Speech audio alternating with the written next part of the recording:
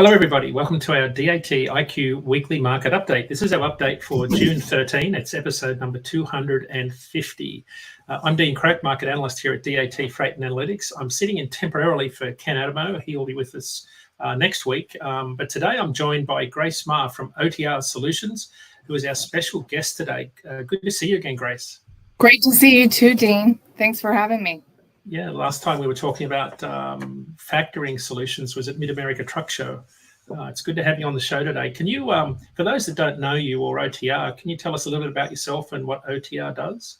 Absolutely. I'm Grace Marr, Chief Operating Officer of OTR Solutions, formerly OTR Capital, an industry-leading factoring and trucking solutions company. And we've been in business for almost 12 years and serving America's carriers.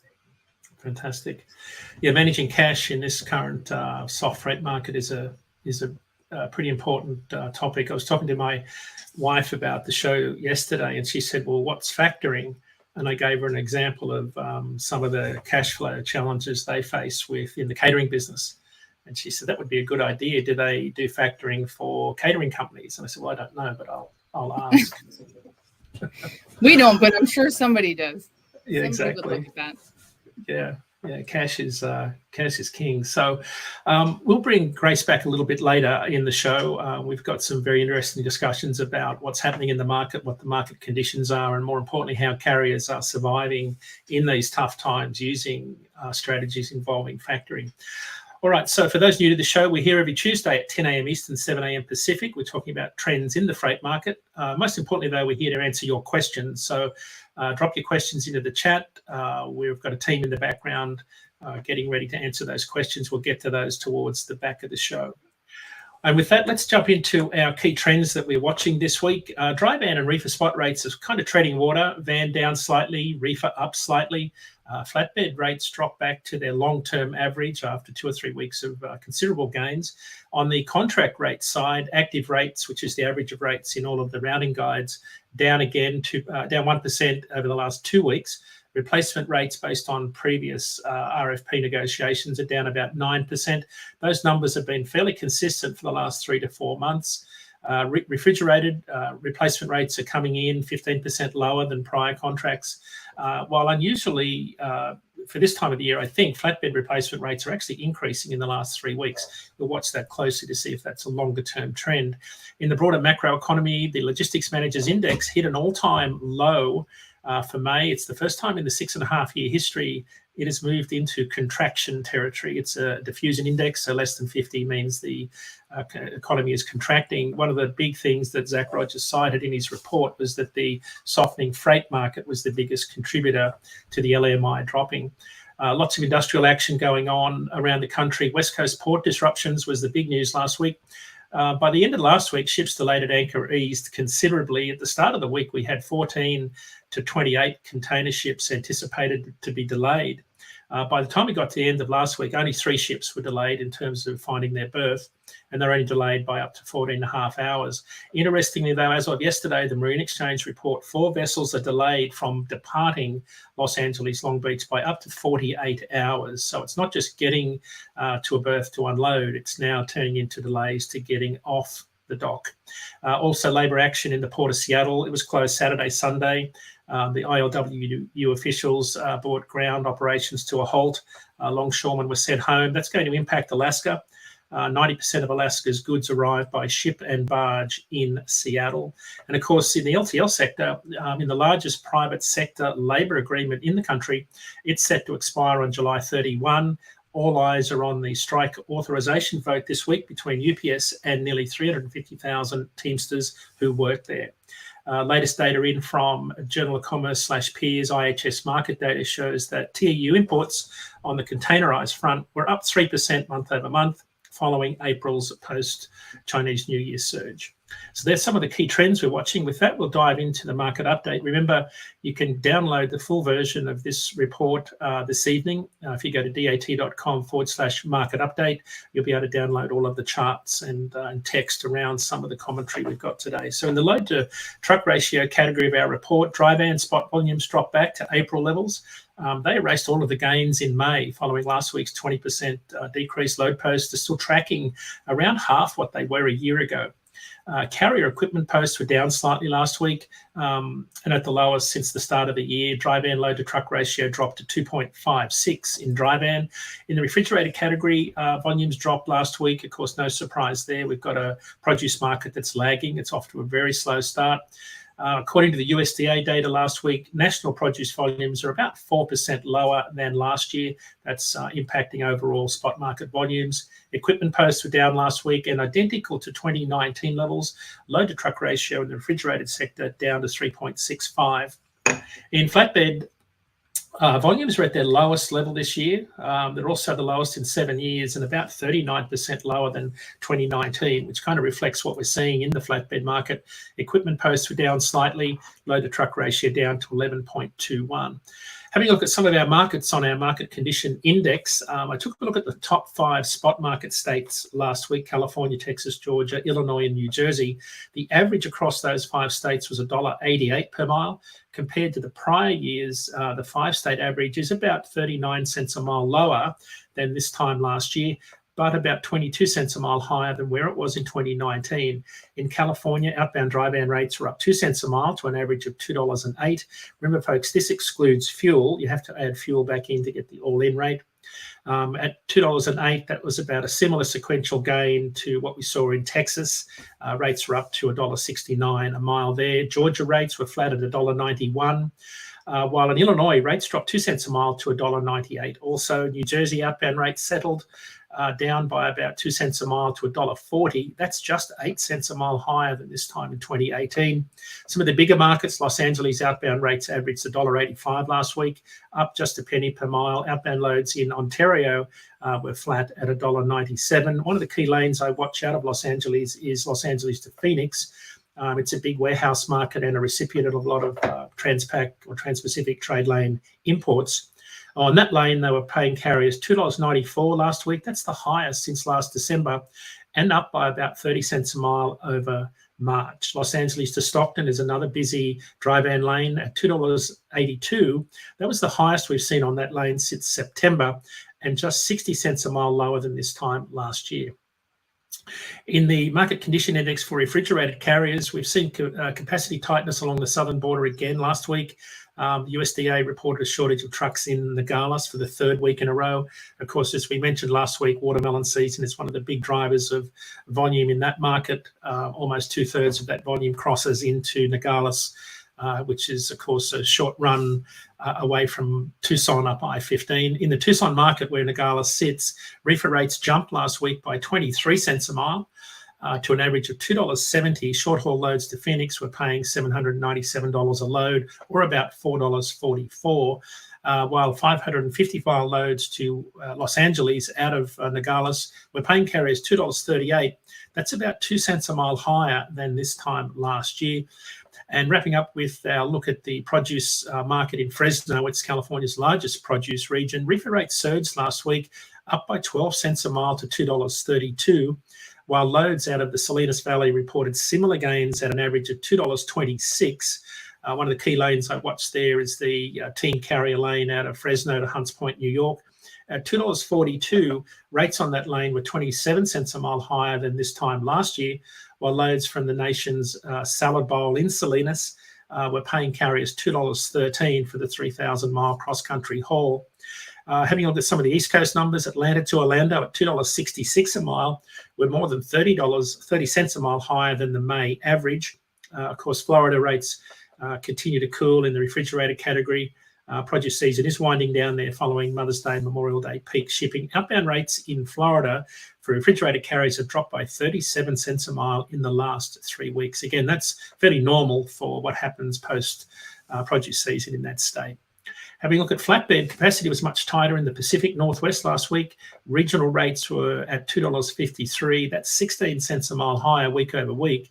In Portland, flatbed rates were up 22 cents a mile to $2.89, while next door in Medford, one of the biggest flatbed markets in the Pacific Northwest, flatbed line haul rates increased by 32 cents a mile to $3.27. Some of the regional loads, Medford to Stockton, were paying carriers $3.73. That's the highest since last July, and about 33 cents a mile lower than this time last year.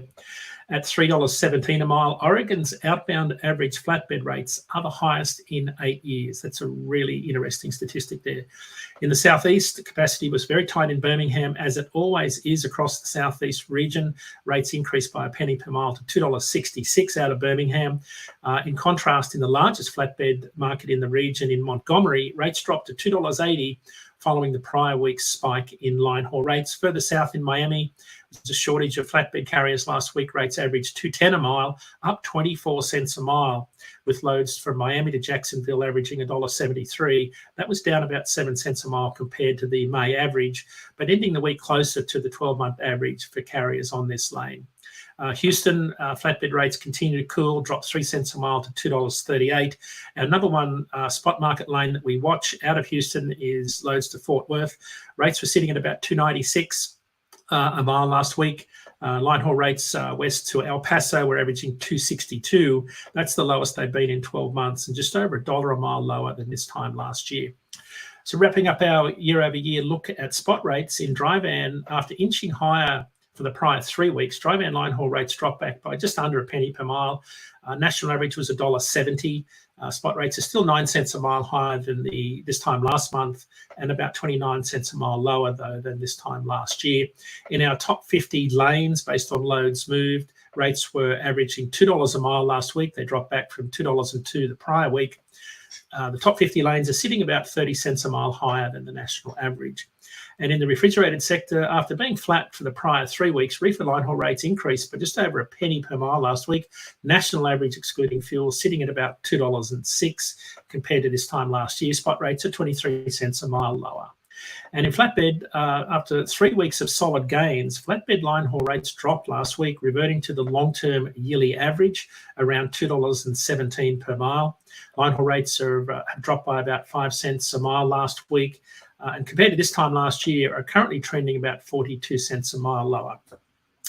So that's it for the market update. Remember, you can go to dat.com/market update and download our weekly report, which will be published sometime this evening. And with that, it's over to the short-term forecast. All right, so if we have a look at some of the forecasts here, just to level set, these are our short terms out to 35 days. For those new to the show, just to give you an idea what the colours mean, the blue line is the rolling 7-day weighted moving average of historical rates for loads moved over 550 miles. They exclude fuel, so they're line haul only, long haul rates. Our flagship model Ratecast, which is in all of our products, is in the green category. Red is the short-term model. It more heavily weights data seen more recently. And then you have the yellow and grey blends of the two in varying degrees. And this week in dry van, we're seeing model agreement as the dry van market bounces off the bottom in the last couple of weeks and starts to pick up some of the seasonality we normally see in May and through June. The short-term model in red and Ratecast are still trying to balance recent trends, which have been somewhat depressed with long-term seasonality, which is normally a little bit more robust this time of the year. Seeing spot rates have been relatively flat for a few weeks now. I'm sticking with Ratecast as produce season kicks in. I think it's a more realistic guide of where rates are going to trend in the next couple of weeks. A little bit more disagreement in the refrigerated category. The model is picking up on some of the depressed produce volumes that we referred a little bit earlier. And we're not seeing the pronounced bounce we'd normally see between mid-April and July 4. Ratecast, I think, is looking more like where the market is headed. It's showing about a 10-cent per mile increase between now and July 4. Normally, we'd see something closer to 30 cents a mile in terms of the increase in rates between July 4 and back to mid-April when season gets started. So it's not as bad as last year where we saw rates only increase by about 2 cents a mile over that period. It's looking like more of a 10-cent per mile bump this year. And of course, flatbed, we've got a lot of agreement That sector is really struggling to gain momentum after the surge in freight activity in early spring. I think it's a good reflection of where rates are going to go as we get through the July 4 period. All right, so that kind of brings us to our guest today, Grace Marr from OTR Solutions. I'd like to bring Grace back in. And Grace, question of the week that we often get asked when we talk about carrier viability is how can factoring help carriers survive this soft market we're in? Yeah, absolutely. And I think, we should bring up the graph that I shared with you, Right. on Friday. Yeah, let's do that. And certainly talk about how factoring is helpful in good markets and in bad. But I think that this graph shows that the retention or survivability is better in working with a factoring company, and certainly OTR than not working with a factoring company and trying to navigate the market without one. Yeah. So Grace, just for those that don't know, and I guess there's some that don't, that are especially new to the industry, what does factoring involve? Like, what's the definition of it, and how would you use it if you're an owner-operator, for example? So we're a cash flow solution. We purchase invoices at a discount. We buy those invoices and pay the carrier same day. Typically, they take loads from the brokers, and once it delivers, they would go and invoice the broker or shipper direct, wait 30, 40, 60 days potentially for payment, or they use a factoring company, which many trucking companies do, estimating 60 to 70% of trucking companies use a factor. It's what we do day in and day out. We understand the industry, who to bill, allowing carriers to continue focusing on what they do best, and that's moving freight, allowing us to be that back office. We purchase the invoice, we pay the carrier, and then we wait to get paid by the broker and shipper. And so, you do that with a reliable and trusted factor, and you get paid, and you just keep moving. There's two different types of factoring, recourse and non-recourse. So it's important to understand when you're working with a factoring company what your program is. A lot of factoring companies may market a non-recourse, but if the invoice can charge back, that is a risk to the carrier. So you want to understand your factoring contract for sure. Right. So Grace, if you didn't use factoring and you were carrying the cash flow implications of shippers that were paying, 35, 45 days, what would you typically be looking at as a small carrier in terms of when you'd most likely get paid from, say, a typical shipper? Yeah, and it's tough to say exactly what that number could be, right? Everybody differs. But I think the biggest thing is understand the tracking of those payments. And, whether it's 30 days or 40 days or 45, it's even understanding if there's any deductions that were taken that shouldn't have been, or any holdups due to claims or fuel advance fees, or any sort of issues that we understand when we're invoicing and we're verifying those rates, that the carrier gets paid what they should have, versus, hey, sending it off and hoping, I'm going to get my payment. I believe I'll get it in 30 to 40 days. But come day 42 and you're wondering, which payment was it? Where was I supposed to send it? Now you're supposed to call the shipper or the broker and figure out, where was that supposed to go, or who do I need to get on the phone? That back office relief. And, it used to be when we first started, rates were such that it's like, well, is factoring too expensive for most carriers? In this day, and with technology and increased efficiencies and the way in which we can work with the carriers, the rates are so competitive, you would argue factoring absolutely pays for itself. Right. Yeah, I could see that just from a cash flow management perspective, because if you're getting paid the day of a load, or even say you're getting paid the next day, the real world reality is you've got to pay for diesel every single day. And that can become a pretty big bill for a lot of carriers that are running a small business. A lot of carriers are, don't have back office support. So for you actually fill in that void, a key administrative function for carriers. So getting back Dean, to sorry not to cut you off, but when you bring up fuel and you bring up factoring, that's one of the things in which, OTR, we say we're more than just a factoring company. We offer the OTR fuel card. And when you're talking about cost savings, if you're fueling at all right now and you're not using a fuel card, it's crazy. There's just yesterday, the average savings with the OTR fuel card are 50 cents a gallon, but every day we report the savings of where our carriers are getting the best, cost savings on those gallons. And yesterday was $1.99 in Greenland, New Hampshire with the OTR fuel card. And so, you work with a company like OTR. We've got the fuel finder in our app. So you're plugging in where you're going from, Atlanta to Charlotte and figuring out where the best discount is, where should you fuel. I mean, these are the reasons why you work with a company like OTR, and you're factoring not just your invoices to help with cash flow, but really you're managing all your costs. And so you're looking at, okay, how do I also make sure when I'm on on a load that I'm maximizing my cost savings? And absolutely you do that with a fuel card. Yeah, that's a really interesting point. My rule of thumb is that for every 10 cents per gallon you drop in diesel price, it drops about 1 cent per mile off your operating costs. So 50 cents translates to about 5 cents per mile lower, which is significant for carriers when the average is probably close to $1.75, including fuel these days. That makes it a lot different. So I wanted to get back to the chart because you're showing that a much higher carrier retention for those that manage cash flow, not just fuel purchases. But you can see here that consistently over time, OTR carriers that are managing their cash flow, I think you make a good point. It's not just factoring invoices, it's all of the other things that you offer that a carrier is doing. Grace, what sort of carriers, what's the profile of a typical carrier that's going to factor? Because I think it can be small and large carriers. It's not just something for small operators that don't have a lot of admin staff, right? Oh, absolutely. I mean, certainly the small carrier who typically doesn't have someone that's doing their billing and figuring that out. And, and I do want to say to the point about the graph itself, carriers who factor are 30% more likely to be in business in 5 years than carriers who don't. It is one of those, it's a value add for the business if you're working with a factoring company that can reliably pay you. And what I mean by that is we pay the invoice and we're not going to, 60 days from now come back and say, oh, we need to charge you back for X, Y, and Z. Because especially for a small carrier, you pay them $1,000 today and don't recognize there was a fuel advance on it, only to go back in 30 or 40 days and say, whoops, sorry, we need to take that back. That $500, that's a hardship on a small carrier. You just can't do that. But in speaking to who can factor, yeah, I mean, it's anyone from the owner-operator to a small, mid, large fleet.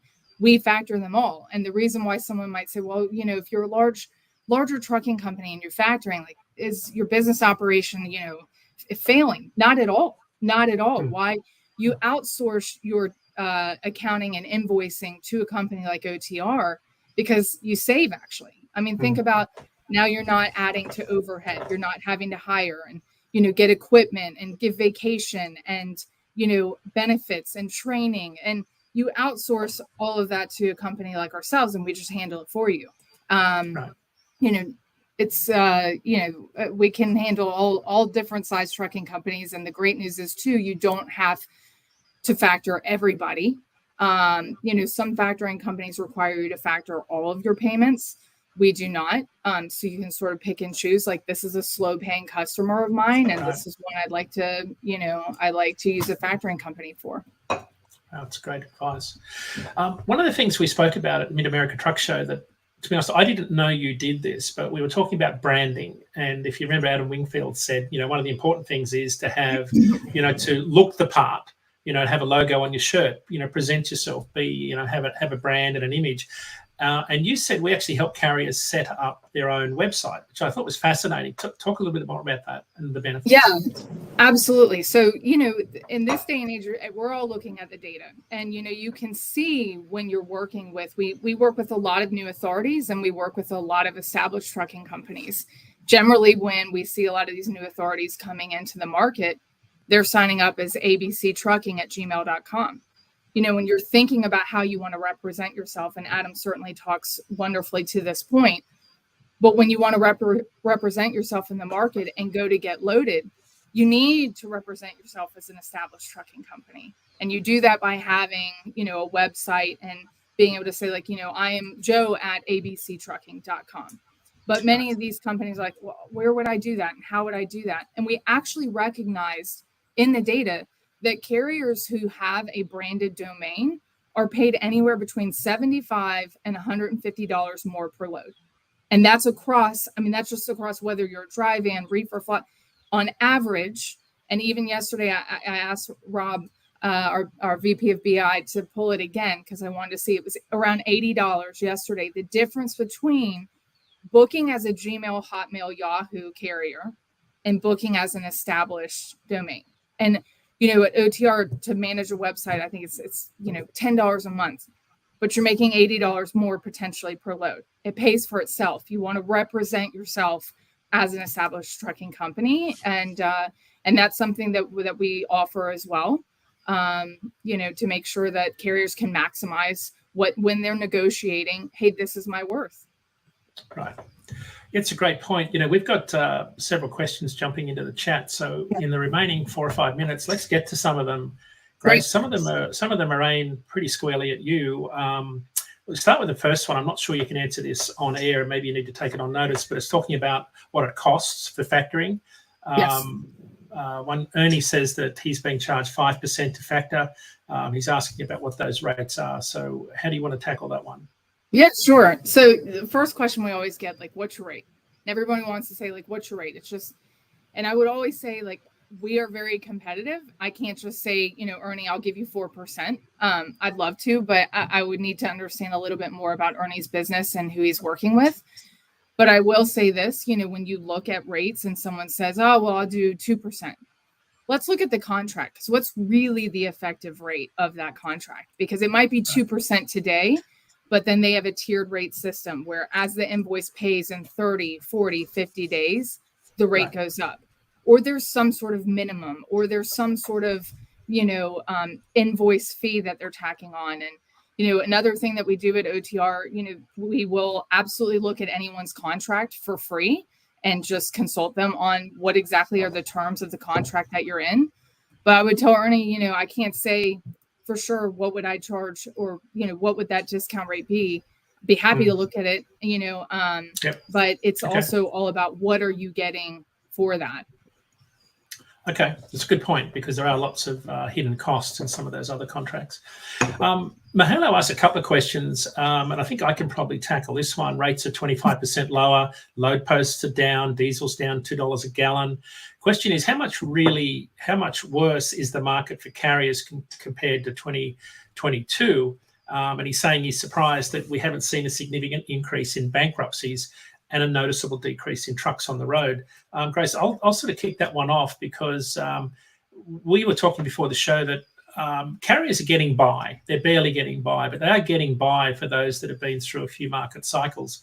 Mahalo mentioned back to 2022 numbers. If you go up to about January of 2022, carriers were making as much as 70 to 80 cents a mile gross profit based on my calculations in the long haul category.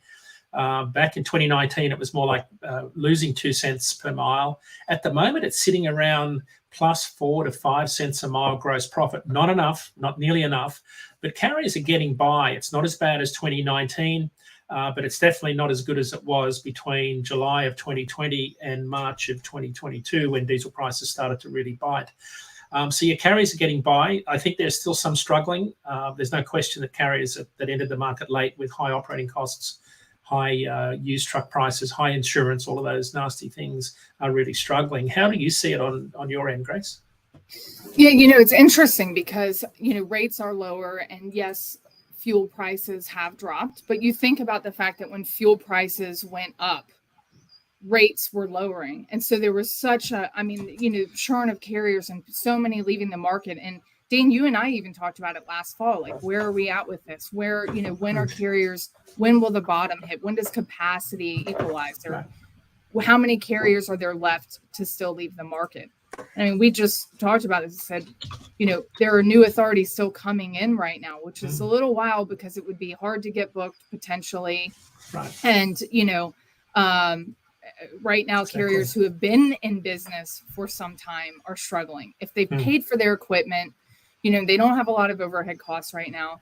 They're surviving, certainly with fuel down. But my concern is if fuel does go back up this summer, which there's been some discussion and be interested in what your thoughts are. Mm. Do you think fuel will go back up? And will that be the impetus to move rates back up as well? Because when the fuel went up before, it didn't. And that was wild to anyone who's been through the cycles in this market, which we all have. I've seen them before. It's wild that fuel went up as high as it did as rates dropped. Mm. Yeah, I mean, diesel was flat last night. I just noticed it's still sitting at about 379 to 380 as a national average. But of course, carriers can get by if they've got, for example, your fuel card. Even so if you take the worst case scenario of a carrier that's, say, running at $1.75 a mile, which is where I peg all-in costs right now for a long-haul fleet, break-even owner-operator running about 100,000 miles a year. Worst case scenario, if you're only getting the national average excluding fuel for dry van rates at $1.70, you're still getting by. Like, I mean, for a lot of carriers, these are tough times. But the carriers that have been through this, they know they put money away for this rainy day. They took a lot of good advice over the years. That's why we're seeing, as rates are starting to bounce off the bottom and come up and diesel comes down, it's increasing the runway that carriers have got. That's it's right. increasing the amount of time they've got to hang in there. So I think this will be a slow grind. The summer's going to be a very tough period of time, as I wrote in my blog post this week. I think before we see spot rates, materially increase, I think towards the end of summer, I don't think we're going to see much movement in spot rates. And if diesel keeps coming down, that's a really good thing for carriers. Worst case scenario, if demand increases for distillates, then we could see a much different scenario. I'm not an oil market expert. I have to be honest, I don't understand a lot of the market fundamentals because they haven't made sense in the last little while. So one of the last questions, we're kind of running over time here. One of the first questions that came in from Mahalo was, have companies started to abandon factoring in ordering to save money? Or did you see an increase in requests when the market softened? Yeah, no, they don't abandon factoring in this market at all. In fact, because cash flow is so important right now. There's some conversation over whether you go from factoring to quick pay. I highly, in many of those conversations, you do not necessarily want to do quick pay at all. Quick pay, it's not as fast as factoring. Many a times you're still held to different standards by different brokers. Factoring is a tax deductible expense. And if you've got the right rate, it's so competitive. You want all of your billing in one place to call, OTR, we don't have voicemail. You will always get someone on the phone. Money's personal. You want to get paid quickly, reliably, with a trusted source. Like, you factor because you don't want to have to call brokers and wait 20 minutes to figure out where your payments are. And no, I don't see companies using factoring less in a market like this. I actually see companies using factoring more, because in a tough market, you come in when you need cash, and when things get better, if you don't, and you don't need the back office support, you can leave again. Yeah, it's kind of counterintuitive, but when times get tough like this, that's when I tell people to pour it on, whether it be marketing, advertising, calling people, building relationships for when the market turns. Because when this market turns, there'll be fewer carriers. That's one of the sad realities, but that means capacity is going to be tighter, and then there'll be better times. Grace, that brings us to the end of the show. I wish we could chat longer, but Scott asked, do we know why Oregon flatbed rates are so high? Scott, I'll have to take that question on notice. I don't have the answer immediately. I'll do some digging and see if we can get back to you next week. In terms of shout-outs, just before we wrap up the show, we've got Sales Chatter tomorrow, 11 a.m. Eastern. It's Day-to-Day Wednesday. I'll be on with Ryan Mohammed, Jeff Dickinson, and Dan Deegan. Of course, as always, Robert Rouse is on Landline Now at 7 p.m. tomorrow on Road Dog Radio Channel 146. Don't forget, Corey Johnson is on Freightvine. He's the Vice President of Supply at Procter & Gamble. Next week's show, we've got Chris Henry from KSM Advisors. He'll be our guest talking about the US and Canadian truckload carrier market. And Grace, just for those that want to catch up with you, like some of the questions that they're asking about contracts and rates, how can people find you to learn more? Absolutely. www.otrsolutions.com. Give us a call. Reach out to me on LinkedIn. Anybody is happy to help. We have contract review, and we'd love to talk to everyone out there that's interested. Yeah, that's fantastic. I mean, anything we can do to help carriers survive this tough market, I think, is a really good strategy. All right, so that brings us to the end of the show. Remember, our market update is going to be published this evening, along with all of the charts from today's show. Thank you. And with that, we'll sign off for another week. We'll see you back here at 10 a.m. Eastern, 7 a.m. Pacific. Travel safe, everyone.